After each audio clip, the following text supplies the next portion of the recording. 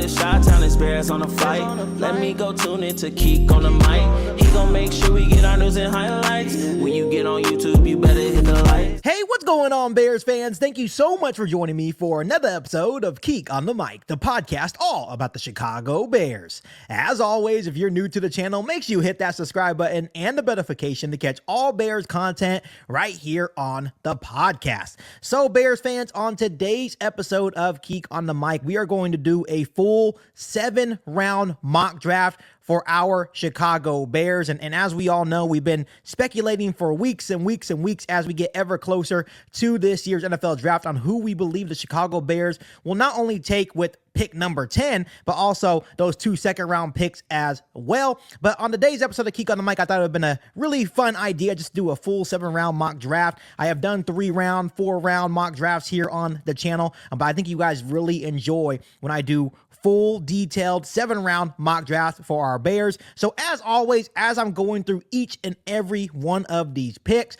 make sure you guys continue to interact with me down below in the comment section. And of course, at the end of today's video of Keek on the Mic, give me your grade on how you felt like my mock draft went on today's episode of Keek on the Mic. So as we all know, Ryan Poles and the Bears have had a really impressive offseason, already adding to the trenches with Joe Thuney, Jonah Jackson, Drew Dahlman, Dayo Odangbo, Grady Jarrett. So I think with the ammunition that we have in the draft, Ryan Poles and the Bears have a true opportunity to round out a very impressive offseason. And Ryan Poles and the Bears have a whole lot of draft capital as well. We have pick number 10 in round 1, 39 and 41 in round 2, a 3rd round pick number 72, round 5, pick 148, and 2 7th-round picks as well, pick 233 and 240 as well. So we have enough draft ammunition to really round out a very impressive offseason. So first and foremost, Bears fans, round 1, pick number 10, I am not trading down. I am staying put and drafting edge rusher Mike Green out of Marshall, staying at 6'4", 248 pounds. And Bears fans, I have talked about Mike Green before. I really like the value that he brings at number 10 overall. And I know we've been talking a whole lot about Ashton Jeanty, maybe trading back, collecting some draft capital, and drafting a Marion Hampton out of UNC. But truth be told, I'm not even sure if Ashton Jeanty is going to make it number 10 to the Chicago Bears. If he does actually make the number 10 to the Bears, then it's a different conversation. But I'm trying my best to be as realistic as possible. And I think if no one else is there, I think Mike Green gives Ryan Poles, Ben Johnson, the Bears organization, the best value here at pick number 10. Once again, 6'4", 248 pounds. Had an outstanding season at Marshall in 2024, 17 sacks, 10 quarterback hits, 32 quarterback hurries, a 20.2% pass rush win rate as well. Graded out well with a 91.4 pass rush grade and 90.2 rush defense grade as well in 2024. And when you're talking about Mike Green, a lot of people are very split because a lot of people think he only dominated because of the lesser competition. I beg to differ. I like to use examples of like Khalil Mack, right? Playing at Buffalo, and then look at the type of career now that he has had in the National Football League. And I'm not saying that Mike Green is going to be Khalil Mack, but I'm just using that as an example when people say that he only dominated because of the lesser competition. And you can also look at the tape as well. When he played against Ohio State last year, had a really, really good performance where he had a sack and multiple pressures. He was in the backfield constantly against a very good Ohio State team. And that's where he really kind of elevated himself as one of the prime edge rushers in this year's NFL draft. When you look at the tape, nice first step, very twitchy edge rusher as well, plays physical and with a lot of violence, which I know Ben Johnson's kind of looking for that in his football team. Stout against the run as well, a 90.2 run defense grade in 2024. And I know a lot of people will say, well, Keek, we don't really need another edge rusher in the first round. Why wouldn't we trade back and draft a guy like Marion Hampton?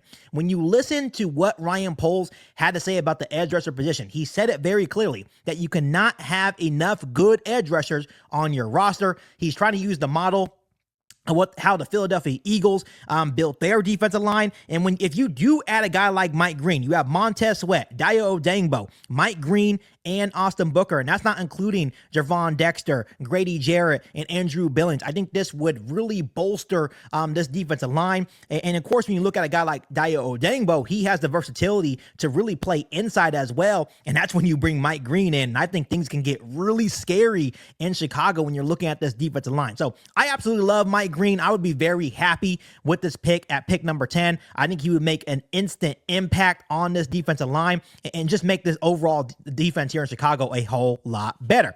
Now I have the Chicago Bears trading up in the second round, where the Bears get pick number 36, and we send Jacksonville round 2, pick number 39, in a 2026 third round pick. And before you guys go crazy on me in the comment sections, I think this is a very aggressive move to go get a very good player, because now with pick number 36, I have the Bears taking tackle Josh Conerly Jr. out of Oregon, 6'4", 315 pounds. The Bears have already scheduled a top 30 visit with Conerly Jr. out of Oregon. In 2024, only allowed 1 sack, 2 quarterback hits, and 6 quarterback hurries. Graded out well as well, 83.6 pass block grade, a 72.5 run block grade in 2024. He brings ideal size and length to the tackle position, has 33.5-inch arms as well. Really good movement skills for his size. One of the best pass protectors, in my personal opinion, in this year's NFL draft. And what really caught my attention about this prospect is that he held Abdul Carter, a potential number 1 overall pick in this year's NFL draft, to 0 pressures during their matchup this season. He's a sound athlete with coordinated hands. And I think this would be the perfect time to bring in some much-needed competition for Braxton Jones as well. I truly think that Josh Conerly Jr. can possibly push Braxton Jones as soon as this year.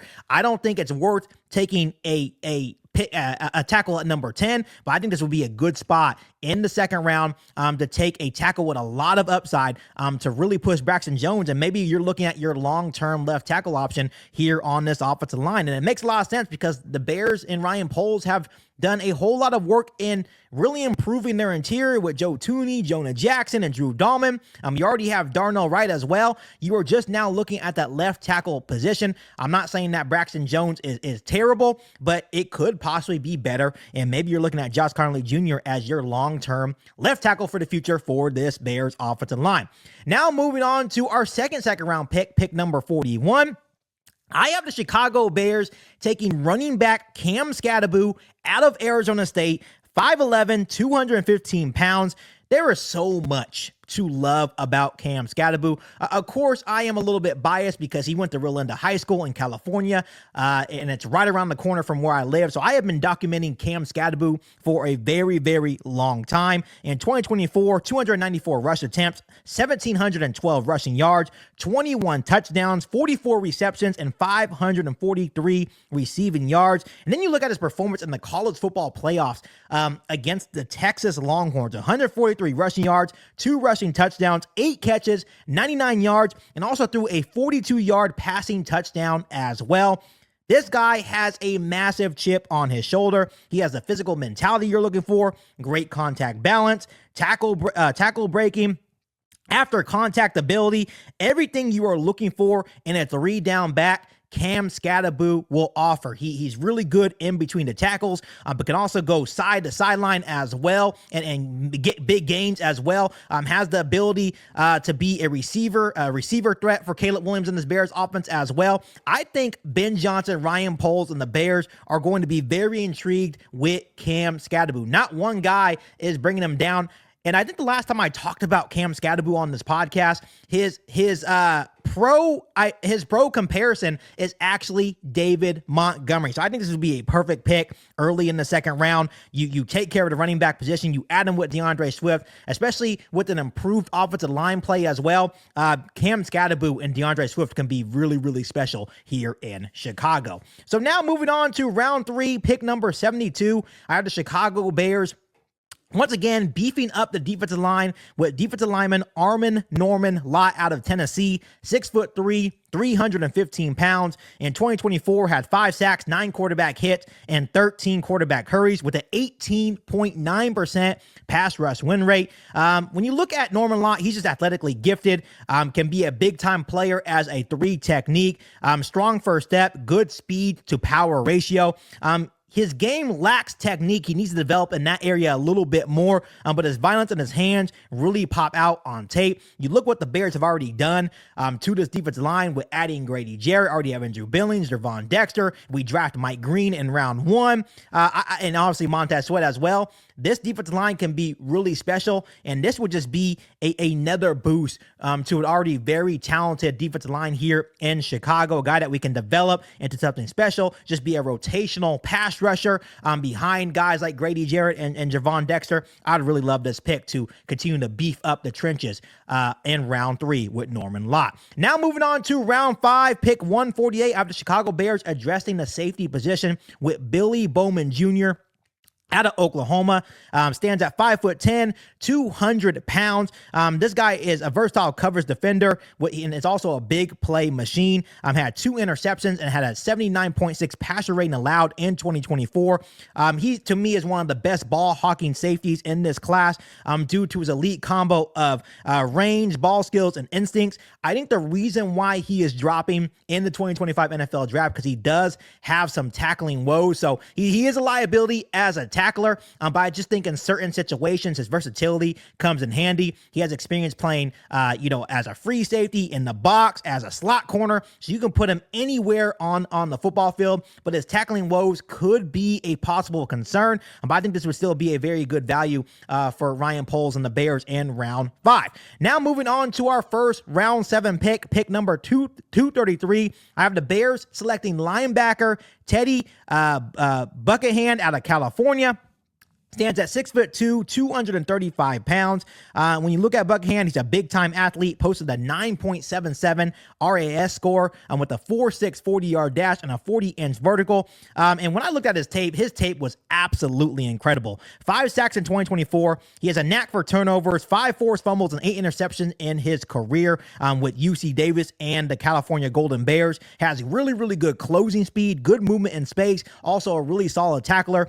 Could be an instant contributor on passing downs. And this pick is also just a replacement for a guy like Jack Sanborn. I know that we already have 2 pretty good linebackers on our roster, but this guy can bring, instant contribution as a depth piece on this in the linebacker room, and also an instant contributor as a special teamer as well. So I see really good value in Teddy Buckingham in round 7. And now with the final pick in round 7, pick 240, out of the Chicago Bears, addressing the offensive line once again, and guard Dylan Fairchild out of Georgia, 6'5", 315 pounds, was a 2-year starter at left guard for Georgia, and posted an elite 89.2 pass blocking grade across the 2 seasons while playing left guard for Georgia. Not as powerful as some of the other guards in this year's draft class, but shows really good footwork and ability to pull to the second level. I think he starts as a reliable backup, which there's nothing wrong with having a really good starting 5, and also reliable depth on the offensive line as well.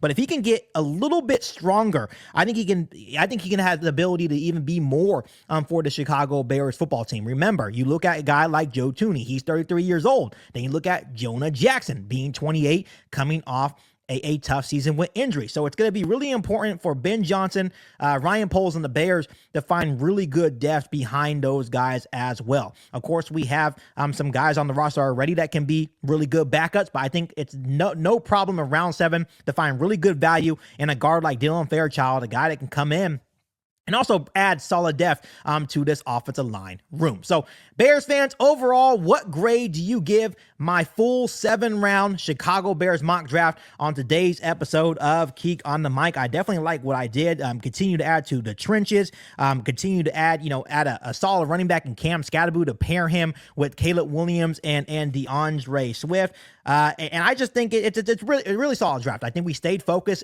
on the goal in hand. We all know that we need to continue to build the trenches. I don't think Ryan Poles and the Bears should be satisfied on what they accomplished in free agency. Really round out the trenches and complete it complete an amazing offseason, rebolstering the trenches here in the NFL draft. So I think I did fairly well in this 7th-round Chicago Bears mock draft on today's episode of Geek on the Mic. But as always, Bears fans, make sure you guys continue to hit that subscribe button and the notification to catch all Bears content right here on the podcast. Make sure you follow me on all my social media platforms, and make sure you share this episode of Geek on the Mic with every single Bears fan that you know. But other than that, be back for all new Bears podcasts right here on Geek on the Mic. Thanks, guys, and as always, bear down. You ain't bout it, you ain't bout it, you ain't Geek on the Mic. You ain't bout it, you ain't bout it, you ain't Geek on the Mic. You can go and subscribe, cause I be on it right. You ain't bout it, you ain't bout it, you ain't Geek on the Mic.